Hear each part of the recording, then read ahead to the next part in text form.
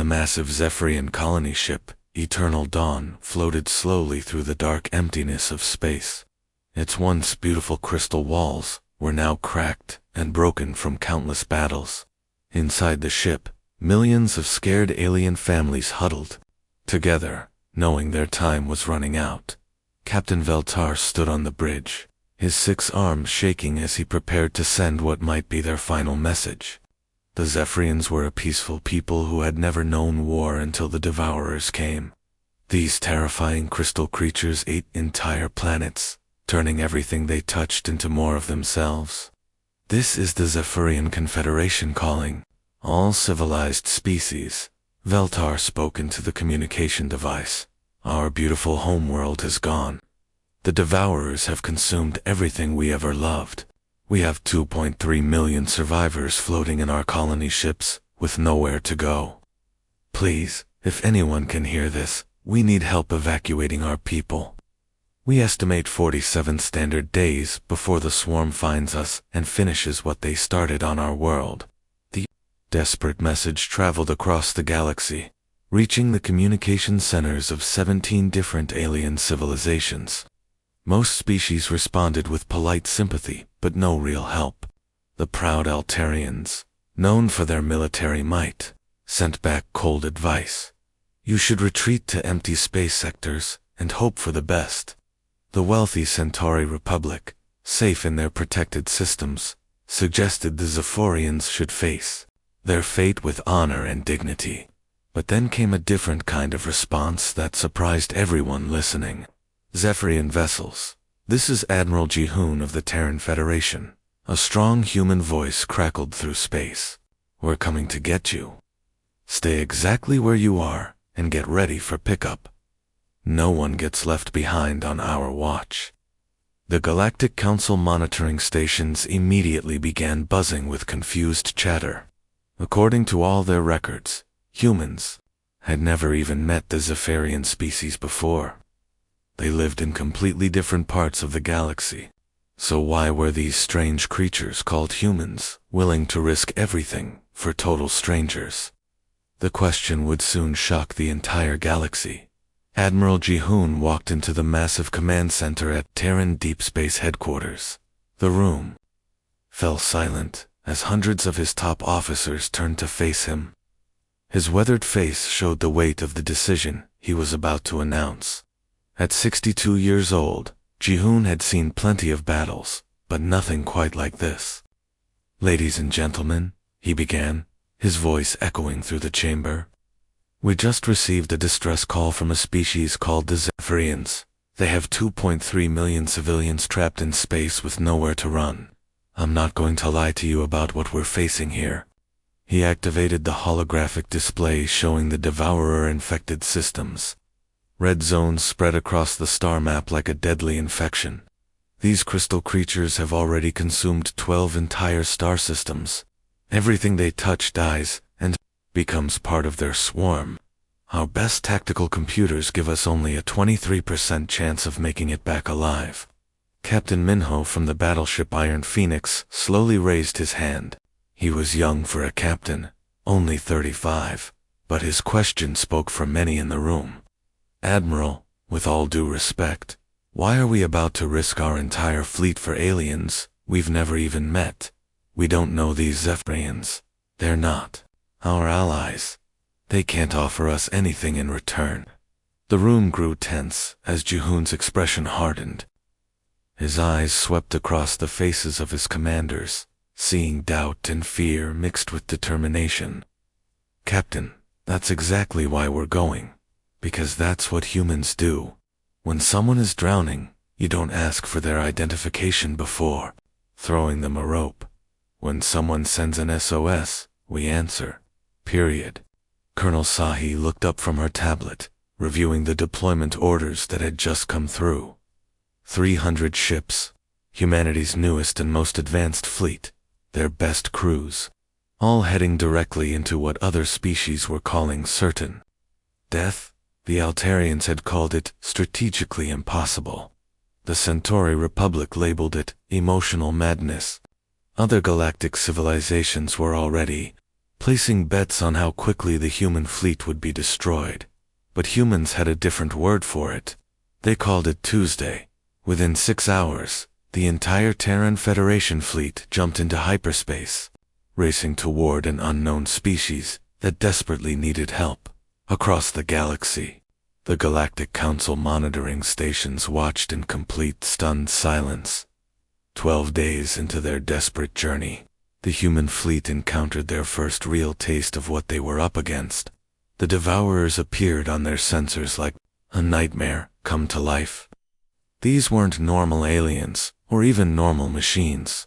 They were massive crystal entities that moved through space like a swarm of metallic locusts, constantly shifting between solid matter and pure destructive energy. Lieutenant Taeyong stared at his sensor screen in disbelief. He'd seen combat before, but nothing like this. Contact front, he shouted across the bridge. Devourer scout swarm, bearing 07 Mark IV. They're coming straight at us. Captain Yuna of the lead battleship didn't even pause to think. While other species might have tried to negotiate or retreat, humans had already planned for this moment. All ships, implement ramming Protocol 7 immediately. Any vessel taking critical damage will ram the enemy formations while crews evacuate to escort ships. The strategy was insane by galactic standards. Instead of protecting their valuable warships, humans were planning to use them as guided missiles. The destroyer Defiant took multiple hits within the first few minutes of battle. Its hull was breached in 7 places, and the engines were failing. Captain Seokjin's voice crackled over the communications system as alarms blared around him.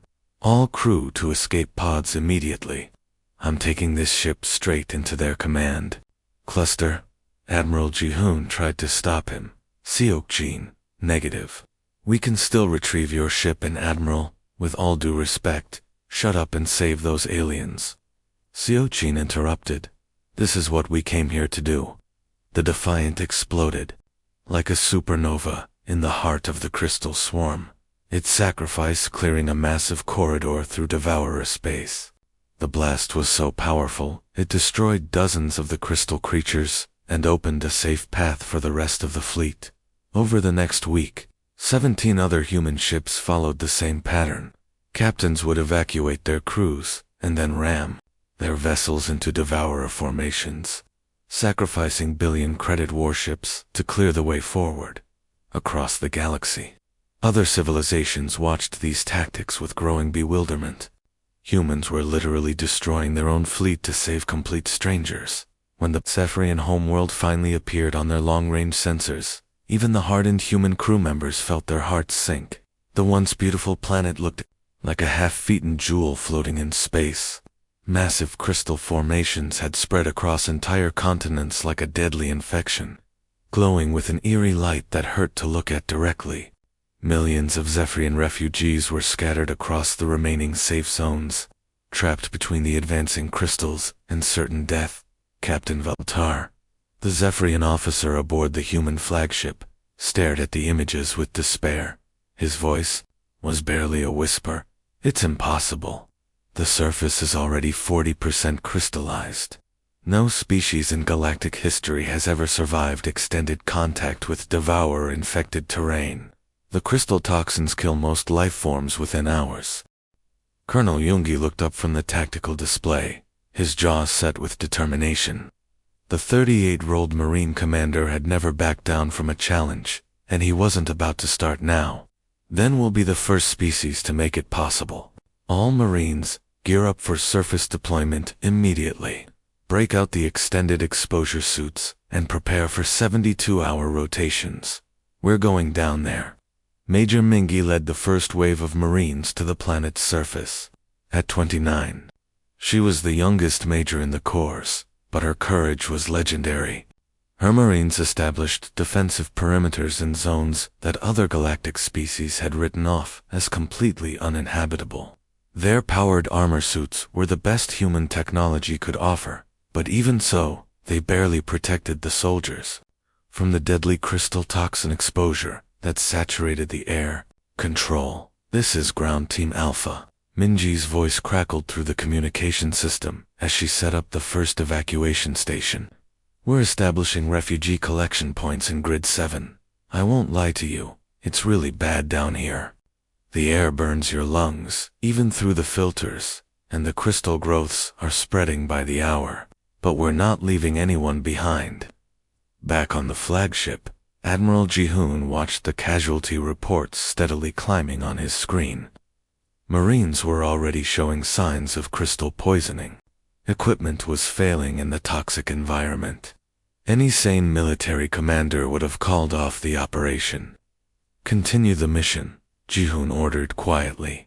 Just when the human rescue operation was gaining momentum, the worst possible thing happened. Deep beneath the planet's surface, something enormous began to stir. The Devourer primary hive slowly emerged from the planet's core, like a nightmare rising from hell itself. This wasn't just another crystal formation, it was a massive living entity the size of an entire city, pulsing with deadly energy that made the air itself burn. The moment the primary hive breached the surface, everything changed. The crystallization process that had been slowly consuming the planet suddenly accelerated to terrifying speeds. Crystal formations began spreading 10 times faster than before, racing across the landscape like wildfire. Lieutenant Colonel Jungkook stood in the command center, studying the tactical display with growing alarm. At 32, he was one of the most decorated Marine officers in the fleet, known for finding solutions to impossible problems. "Admiral," he said quietly, "we can slow it down. A controlled antimatter detonation directly inside the hive structure would disrupt its energy flow and buy us more time for the evacuation." Admiral Jihoon looked up from the reports. "What's the delivery method, Colonel?" "Someone has to carry the charges manually into the heart of the hive. The crystal interference blocks our remote systems." The bridge fell silent. Everyone understood what that meant. "That's a suicide mission, Colonel." Lieutenant Colonel Jungkook nodded without hesitation. "Yes, sir. My entire regiment volunteers for the assignment." 2 hours later, 200 human Marines began their final march toward the crystal hive. They walked in perfect formation, their voices rising together as they sang the old battle hymns from Earth, songs about courage, sacrifice, and never giving up when others needed help. The Zephyrian refugees watched in complete horror as these strange aliens walked calmly towards certain death. Captain Veltar's voice shook as he spoke to Admiral Jihoon. "I don't understand. Why are they doing this? We barely know each other. Our species have never even met before today." Admiral Jihoon's response was simple and matter-of-fact. "Because you asked for help, Captain. That's all we needed to hear." The antimatter charges detonated deep inside the hive. The massive explosion slowed the crystal growth by 60%, giving the evacuation teams precious extra time. Despite the Marines' heroic sacrifice slowing down the crystal hive, the evacuation was still moving too slowly. Admiral Jihoon watched the tactical display as thousands of Zephyrian civilians remained trapped in areas that were rapidly becoming uninhabitable. Standard galactic rescue procedures were designed for normal emergencies, not for fighting an enemy that consumed entire worlds. Admiral Jihoon made a decision that would change human-alien relations forever. He turned to his communication officer and spoke words that sent shockwaves across the galaxy. "All ships, we're abandoning Galactic Accord restrictions immediately. Deploy planet crackers to create fire breaks around refugee zones. Authorization to use viral weapons on crystal formations. All quarantine protocols are suspended. We're going in after every single survivor." The bridge fell silent. What the Admiral was ordering would violate dozens of galactic treaties that humanity had signed. Planet crackers were banned weapons that could split continents. Viral weapons were forbidden in civilized space. Quarantine protocols existed to prevent the spread of dangerous infections. Captain Namjoon, the fleet's legal advisor, stepped forward with obvious concern. "Sir, the Galactic Council will impose severe sanctions on us for treaty violations. we could be banned from civilized space entirely. Admiral Ji-hoon's response was immediate and unwavering. Let them try. Major Hai-jin, take your rescue teams into the heavily infected zones.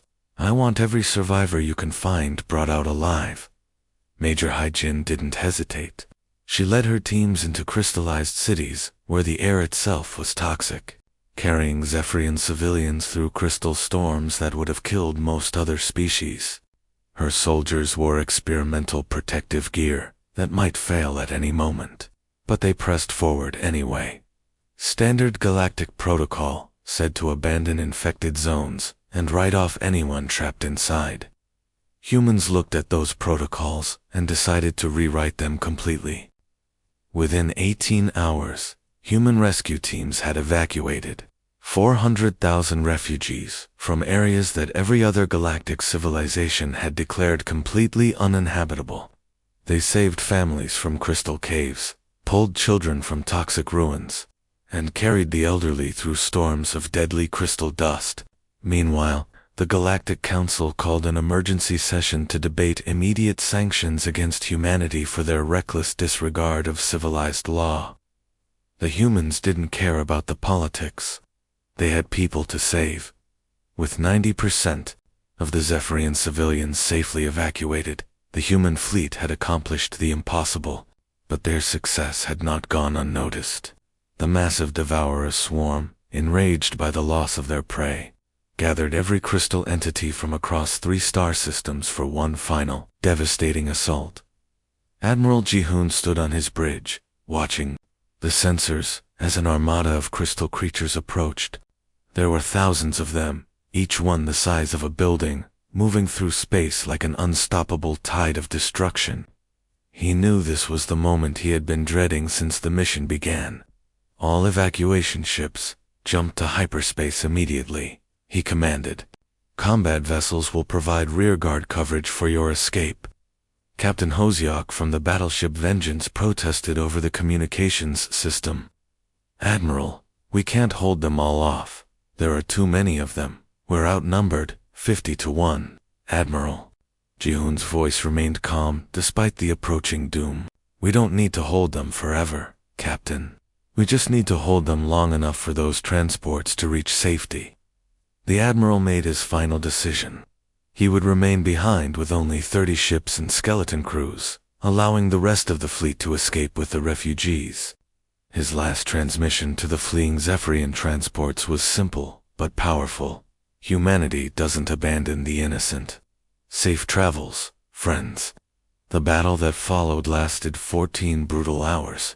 Human ships, massively outnumbered and outgunned, fought with such desperate ferocity that even the relentless devourers seemed to hesitate before their advance. It was as if the crystal creatures had never encountered anything quite like human determination. Captain Jae-in, his destroyer, crippled and burning, rammed his ship directly into a crystal formation 3 times its size. The explosion cleared a path for other human vessels to continue fighting. Colonel Jisoo, seeing the last refugee transport under attack, manually detonated her ship's reactor core to protect the fleeing civilians. Her sacrifice saved 3,000 Zephyrian lives. When the smoke finally cleared and the battle ended, only Admiral Ji-hoon's flagship remained, drifting powerless and broken in space. 3 days after the battle ended, rescue ships from the Centauri Republic finally arrived at the battlefield. What they found horrified them. Floating debris from hundreds of human ships littered the space around the Zephyrian homeworld. The once mighty Terran Federation fleet had been almost completely destroyed. Deep in the wreckage, they discovered Admiral Ji-hoon's flagship, barely holding together. The ship's hull was cracked open in dozens of places, and most systems had failed completely. The Admiral himself was found unconscious in an emergency life support pod. His body battered, but still breathing. The rescue teams rushed him to the medical bay, where doctors worked frantically to save his life. When the full cost assessment came in, even hardened military officials were stunned. 60% of the Terran Federation's deep space fleet had been destroyed.